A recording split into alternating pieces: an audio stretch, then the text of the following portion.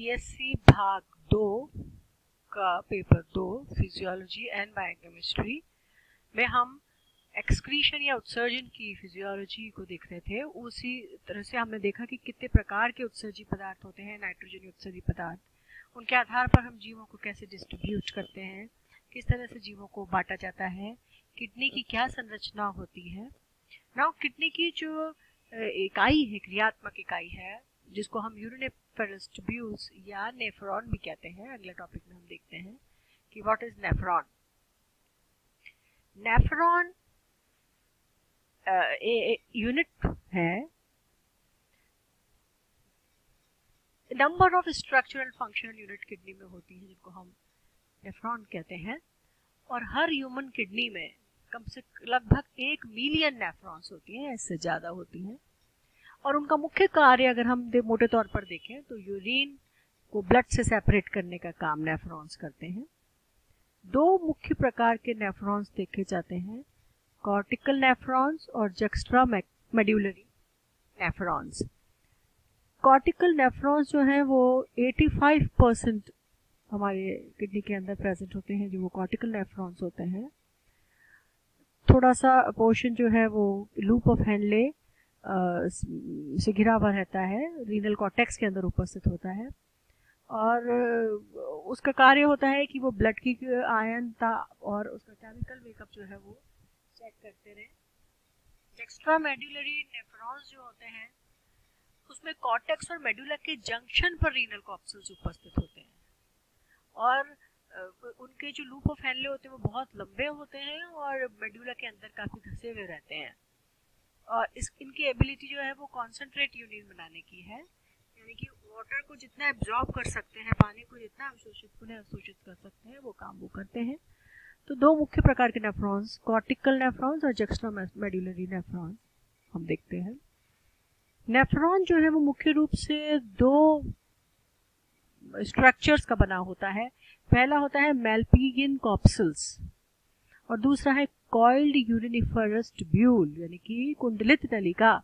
कुंडलित नलिका जिसके जो कि मूत्र की उत्पत्ति के लिए रिस्पॉन्सिबल होती है, जो मुख्य रूप से 3 भागों की बनी होती है। एक तो होती है समीपस्थ tubule, proximal tubule, loop of Henle, Henle का लूप, और दूरस्थ ट्यूब्यूल या डिस्टल ट्यूब्यूल।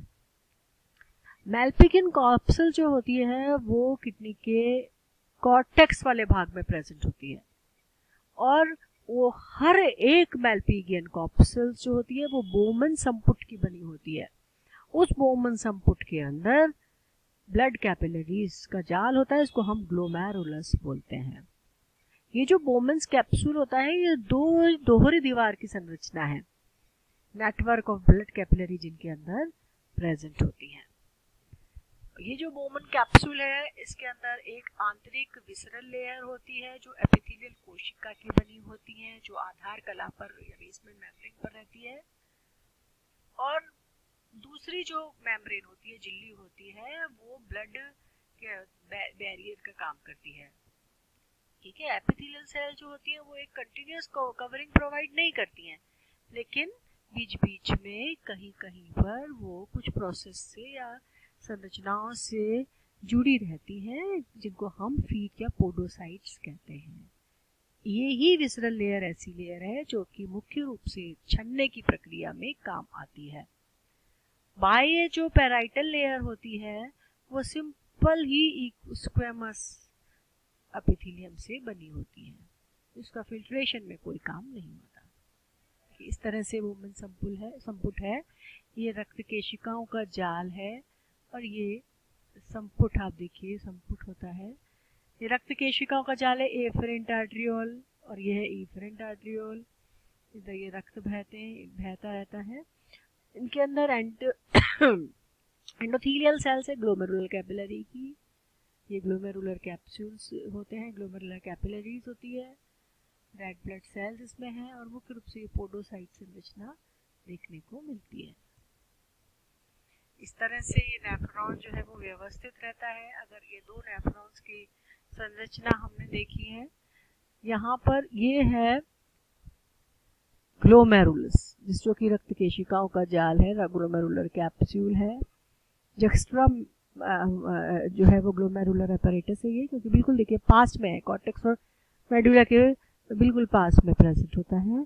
इसके अंदर ये डिसेंडिंग लिम्ब है, थिक सेगमेंट है इसका, ये थिन सेगमेंट है, ये ऊपर चढ़ती हुई असेंडिंग लिम्ब है, ये जो है वो कलेक्टिंग ट्यूब्यूल है, ये जो कॉमन इस कलेक्टिंग डक्ट से आके मिलती है।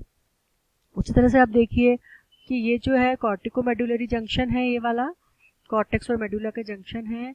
यहाँ पे हम देखते हैं, देखिए ये वुमेन्स कैप्सूल है, वुमेन्स कैप्सूल जिसमें रक्त केशिकाओं का जाल भी बिछा हुआ है।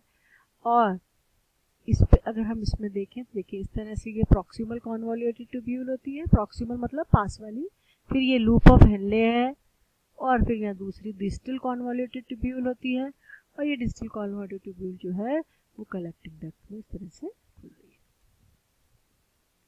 तो देखिए हमने देखा नेफ्रिक ट्यूब्यूल जो होती है वो सेवरल डिस्क्रीट स्ट्रक्चर से बनी हुई है। सबसे पहले बोमन्स कैप्सूल जो कप शेप्ड होता है, माउथ ऑफ नेफ्रॉन, जो यूजुअली कॉर्टेक्स में होता है, दिस इज वुमेन्स कैप्सूल। देखिए ये इसका जो भाग है ये कॉर्टेक्स का भाग है, और ये नीचे वाला भाग है जो मेड्यूला का भाग है। इस कॉर्टेक्स वाले भाग में ये वुमेन्स कैप्सूल्स नजर आती है, वुमेन कैप्सूल, ये वुमेन कैप्सूल। वुमेन कैप्सूल को एनलार्ज करके हम यहाँ पर देखते हैं। वुमेन्स कैप्सूल के बिल्कुल पीछे कॉन्ट्योर्ड सी कुंडलित सी संरचना है, जिसको हम प्रॉक्सिमल कॉन्वोल्यूटेड ट्यूब्यूल बोलते हैं। देखिए ये भी प्रॉक्सिमल नीले कलर की कॉन्वोल्यूटेड ट्यूब्यूल है, ये प्रॉक्सिमल कॉन्वोल्यूटेड ट्यूब्यूल है। हाईली कॉइल्ड होती है, कॉन्वोल्यूटेड का मतलब हाईली कॉइल्ड, और इसके आंतरिक सतह पर कई सारे माइक्रोविलाए या सूक्ष्म विलाए उपस्थित होते हैं। ठीक है, इसके बिल्कुल बाद में देखिए ये हेयरपिन बैंड जैसी लूप है, ये इसके दो भाग हैं, एक होती है डिसेंडिंग लिम्ब यानी कि नीचे जाती हुई, एक होती है असेंडिंग लिम्ब यानी ऊपर जाती हुई। और देखिए ये नीचे तक मेड्यूला तक आता है, लूप ऑफ हेनले जो है वो ये मेड्यूलरी स्ट्रक्चर तक आता है, मेड्यूला के अंदर लूप ऑफ हेनले दिखेंगे आपको, और फिर ये वापस ऊपर जाकर डिस्टल कॉन्वोल्यूटेड ट्यूब्यूल बन जाती है। This is distal convoluted, green colour की जो है ये this is distal convoluted tubule, ये प्रॉक्सिमल कॉन्वोल्यूटेड ट्यूब्यूल जैसी ही दिखती है। और उसके बाद में ये कॉमन कलेक्टिंग ट्यूब्यूल के अंदर खुलती है, ये common collecting tubule.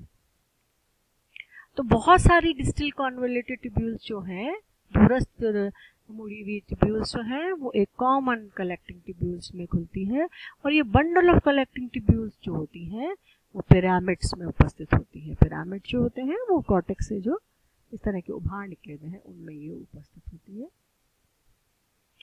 Blood supply अगर हम देखें तो किडनीज आर हाईली वेस्कुलराइज्ड, उस किडनी के अंदर बहुत ज़्यादा ब्लड सप्लाई होती है। हर मिनट में 1200 ml पर मिनट ऑफ ब्लड जो है वो फ्लो होता है किडनी से, यानी कि जो हमारा कार्डियक आउटपुट है, हृदय से निकलने वाला आउटपुट, उसका 1/5 होता है। यानी अगर हम ऐसे देखें तो 45 गैलन एक दिन में किडनी में से ब्लड फ्लो होता रहता है। और जो ग्लोमेरुलस है वो इम्पॉर्टेंट है, क्योंकि ग्लोमेरुलस में ही रक्त केशिकाओं का, कैपिलरीज का जाल बिछा हुआ रहता है। वुमेन्स संपुट के अंदर एफरेंट आर्टेरियोल होती है, और ये वुमेन्स कैप्सूल और ग्लोमेरुलस, वुमेन्स कैप्सूल जो वुमेन्स संपुट बना हुआ है ये येलो कलर का, और इसके अंदर ये रक्त केशिकाएं जो है ये मिलकर कहलाती हैं रीनल कॉर्पसल, रीनल कॉर्पसल कहलाती है। जो इफरेंट आर्टेरियोल है, जो उससे ब्लड लेके आने वाली, वुमेन संपुट में ब्लड को लेके आने वाली तो कैपिलरी कहलाती है एफरेंट आर्टेरियोल, और जो उसको छोड़कर जाती है वो कहलाती है इफरेंट आर्टेरियोल, जो लीव करती है ग्लोमेरुलस को। ठीक है ना, तो इफरेंट आर्टेरियोल जो होती है वो और फिर कैपिलरी में डिवाइड हो जाती हैं, जो नेफ्रिक ट्यूब्यूल्स को घेरे हुए रहती है। यूजुअली नेफ्रिक ट्यूब्यूल है ना, proximal convoluted tubule, loop of Henley, distal convoluted tubule और कलेक्टिंग ट्यूब्यूल, इनके चारों तरफ जो रक्त केशिकाएं हैं वो सारी इफरेंट आर्टेरियोल्स की ब्रांचेस होती हैं। तो ये हम देखा किस तरह से नेफ्रॉन की जो है वो संरचना होती है। यूरिनरी फिजियोलॉजी, अगर हम इस नेफ्रॉन की फिजियोलॉजी देखें तो मुख्य रूप से 3 इसके कार्य होते हैं: फिल्ट्रेशन, रीएब्सॉर्प्शन और सिक्रीशन। फिल्ट्रेशन का मतलब छन्ना, निस्यंदन या छन्ना, पुनः अवशोषण रीएब्सॉर्प्शन, और स्रवण या सिक्रीशन। सबसे पहला जो पार्ट है वो है फिल्ट्रेशन। फिल्ट्रेशन जो है it occurs in renal corpuscles. Renal corpuscle के अंदर निस्यंदक की प्रक्रिया होती है जिसमें ग्लोमेरुलस और बोमन्स कैप्सूल काम करते हैं। ग्लोमेरुलस एंड बोमन्स कैप्सूल, इसमें कौन कौन से पदार्थ छन के आते हैं? Gel, water, salts, small molecule छोटे अणु एंड वेस्ट जो है वो फिल्टर आउट होते हैं ब्लड से। तो जो ग्लोमेरुलस की कैपिलरीज होती हैं, जो की केशिकाएं होती हैं, वो फेनेस्ट्रेटेड होती हैं। फेनेस्ट्रेटेड मतलब छिद्रित होती है, जिस तरह से छन्नी होती है उसकी जैसे वो छिद्रित होती है। उसकी जो फिल्ट्रेशन प्रेशर है वो बहुत हाई होता है, बहुत ज़्यादा प्रेशर से वहाँ फिल्ट्रेशन होता है। और जो एफरेंट आर्टेरियल होती है वो इफरेंट आर्टेरियल से बड़ी होती है डायमीटर में, उसका व्यास बड़ा होता है। तो जब बड़ी आर्टेरियल से ब्लड आएगा और छोटी आर्टेरियल से उसको बाहर जाना है तो बीच में ग्लोमेरुलस के अंदर उसका प्रेशर बढ़ जाता है, लगभग 45 mmHg प्रेशर हो जाता है। और ऐसा नहीं है कि सारा ही पानी फिल्टर हो जाए, लीक आउट हो जाए, कुछ प्रोटीन के साथ में और सॉल्यूट के साथ में जो है वो ब्लड के अंदर ही पानी रह जाता है। और अगर ब्लड का ये प्रेशर कम हो जाए तो यूरिन का फॉर्मेशन भी स्लो डाउन हो जाता है। किडनी जो होती है वो इस फिल्ट्रेशन को कांस्टेंट रेट को बनाए रखती हैं रीनल ऑटो रेगुलेशन के द्वारा। अपना रेजिस्टेंस का ब्लड के फ्लो का वो खुद कंट्रोल करती हैं किडनी, इसको हम बोलते हैं ऑटो रेगुलेशन, स्वयं का रेगुलेशन, नियंत्रण। और रेनिन एंजियोटेंसिन सिस्टम, जिसमें रेनिन रिस्पॉन्सिबल होता है ब्लड के प्रेशर को कंट्रोल करने का। अगर बीपी जो है वो लो है 80 से, तो हैमरेज और डिहाइड्रेशन वाली प्रक्रिया के कारण से डायरेक्ट सिंपैथेटिक स्टिमुलेशन से renin activates angiotensin, plasma protein को एक्टिवेट करता है रेनिन। और ये जो एंजियोटेंसिन है वो वैसोकंस्ट्रिक्शन करता है और सिकोड़ता है आर्टेरियल्स को, धमनियों को सिकोड़ता है, और इससे ब्लड प्रेशर जो है वो बढ़ जाता है। तो ये एक इम्पॉर्टेंट फिनोमेना है, इम्पॉर्टेंट प्रक्रिया होती है। कुछ लोकल केमिकल्स भी होते हैं जो कि इस किडनी के सिक्रीशन को या फिल्ट्रेशन को कंट्रोल करते हैं। उनका लोकल ब्लड वेसल्स पर, प्रोस्टाग्लैंडिन्स पर, जो टिश्यू के हार्मोन्स होते हैं, उन पर असर पड़ता है। और वेसोडायलेटर्स पर, जो कि मतलब कि नलिकाएं होती हैं उनको फैलाता है, कुछ उनको सिकोड़ते हैं, जैसे एल्कैलिक्रिन रीनल एंजाइम है। वेसोडायलेटर जैसे एडिनोसिन है। सिंपैथेटिक स्टिमुलाई भी उन ऊपर वाली प्रक्रियाओं को कर सकता है। रीनल ऑटो रेगुलेशन जो है वो can be overridden by emergency और stress sympathetic fibre, trigger strong constriction of efferent arterioles, shunts more blood to heart, heart को ज्यादा ब्लड पहुंचाता है, ब्रेन को ज्यादा ब्लड पहुंचाता है। तो द मसल फिल्ट्रेट जो है, मसल का जो filtrate is essentially same composition of plasma without form elements और प्रोटीन। तो ये लोकल केमिकल्स भी हैं जो इसकी फिल्ट्रेशन को कंट्रोल करते हैं। See this is the diagram of glomerulus Bowman संपुट, ये बोमन संपुट है, दिस इज बोमन्स कैप्सूल। और इस जो बोमन कैप्सूल है इसके अंदर हम देखिए ये आर्टेरियोल है, ये रक्त केशिकाओं का जाल है। तो बोमन संपुट प्लस ये ग्लोमेरुलस, ये रक्त केशिकाएं जो है, जिसमें एफरेंट आर्टेरियोल और ये है इफरेंट आर्टेरियोल, ये सब मिलाकर जो संरचना बनती है, जिसमें ग्लोमेरुलस भी है और बोमन्स कैप्सूल भी है, ये संरचना कहलाती है रीनल कॉर्पसल्स। ये रीनल कणिका या रीनल कॉर्पसल कहलाती है, जो कि एक इम्पॉर्टेंट संरचना है।